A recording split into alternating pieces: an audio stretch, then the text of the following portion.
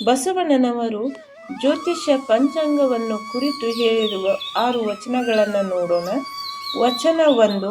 ಅಷ್ಟಮಿ ನವಮಿ ಎಂಬ ಕಲ್ಪಿತವೇ ಕೋಪ್ ಶರಣಂಗೆ. ತಪ್ಪಿತು ಗಣಪದವಿ ಲಿಂಗಕ್ಕೆ ದೂರ.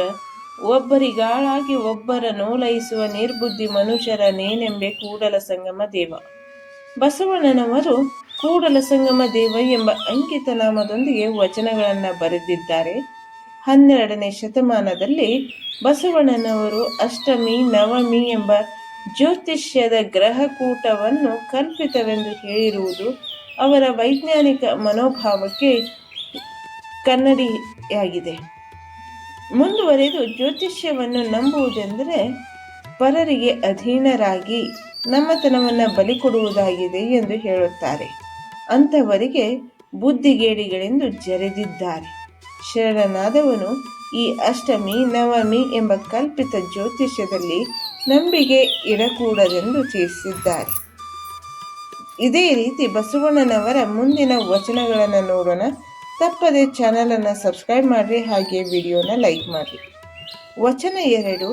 24 ತಿಥಿಯಿಂದ ವೆಗ್ಗಳ, ಗ್ರಹಣ ಸಂಕ್ರಾಂತಿಯಿಂದ ವೆಗ್ಗಳ, ಏಕಾದಶಿ ವ್ಯತಿಪಾತದಿಂದ ವೆಗ್ಗಳ, ಸೂಕ್ಷ್ಮ ಶಿವ ಪಥ ವರಿದವಂಗೆ, ಹೋಮ ನೇಮ ಜಪ ತಪದಿಂದ ವೆಗ್ಗಳ, ಕೂಡಲ ಸಂಗಮ ದೇವ ನಿಮ್ಮ ಮಾಡದೆ ನೆನೆವಂಗೆ.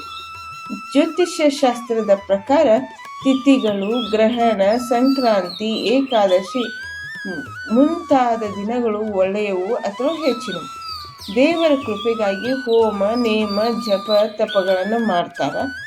ಆದರೆ ಬಸವಣ್ಣನವರು ಈ ವಚನದಲ್ಲಿ ಬಾಹ್ಯವಾದುದೇನೂ ಇಲ್ಲದೆ ಅಂತರಂಗದಲ್ಲಿ ನಿರಾಲಂಬವಾಗಿ ಅನವರತ ಮಾಡುವ ಶಿವಧ್ಯಾನವು ಒಳ್ಳೆಯ ದಿನಗಳಾಗಲಿ ಹೋಮ ನೇಮ ಜಪ ತಪಾದಿಗಳಿಗಿಂತ ಶ್ರೇಷ್ಠವಾದದ್ದು ಎಂದು ಹೇಳುವ ಮೂಲಕ ಜ್ಯೋತಿಷ್ಯ ಶಾಸ್ತ್ರವನ್ನು ನಿರಾಕರಿಸುತ್ತಾರೆ.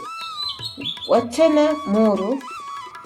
ಲಗ್ನವೆಲ್ಲಿಯದೋ ವಿಘ್ನವೆಲ್ಲಿಯದೋ ಸಂಗಯ್ಯ, ದೋಷವೆಲ್ಲಿಯದೋ ದುರಿತವೆಲ್ಲಿಯದೋ ಸಂಗಯ್ಯ, ನಿಮ್ಮ ಮಾಡದೆ ನೆನೆವಂಗೆ ಭವಕರ್ಮವೆಲ್ಲಿಯದೋ ಬಂಧನವೆಲ್ಲಿಯದೋ ಕೂಡಲ ಸಂಗಮ ದೇವ. ಬಸವಣ್ಣನವರು ಶಿವಚಿಂತನೆ, ಶಿವಧ್ಯಾನ ಅಥವಾ ಕೂಡಲ ಸಂಗಯ್ಯನ, ಅವರ ಆರಾಧ್ಯ ದೇವನಾದ ಕೂಡಲ ಸಂಗಯ್ಯನನ್ನು ತಪ್ಪದೆ ನೆನೆಯುವವರಿಗೆ ಯಾವ ವಿಘ್ನ ದೋಷವಿಲ್ಲ ಎಂದು ತಿಳಿಸುತ್ತಾರೆ. ಭವಕರ್ಮವಿಲ್ಲ ಎಂದು ತಿಳಿಸುತ್ತಾ ಕರ್ಮ ಸಿದ್ಧಾಂತವನ್ನು ಅಲ್ಲಗಳೆದಿದ್ದಾರೆ. ವಚನ 4.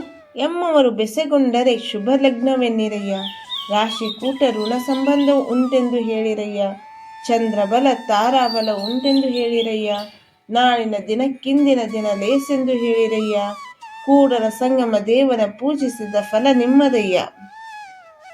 ಮದುವೆ ಸಾಲವಳಿಯನ್ನು ಪುರೋಹಿತರು ಪಂಚಾಂಗ ನೋಡಿ ನಿರ್ಧರಿಸುತ್ತಾರೆ. ಆದರೆ ಬಸವಣ್ಣನವರು ಈ ವಚನದಾಗ ರಾಶಿಕೂಟ ಸಂಬಂಧ, ತಾರಾಬಲ, ಚಂದ್ರಬಲ ಶಿವಭಕ್ತರಿಗೆ ಅನವಶ್ಯಕ ಎಂದಿದ್ದಾರೆ.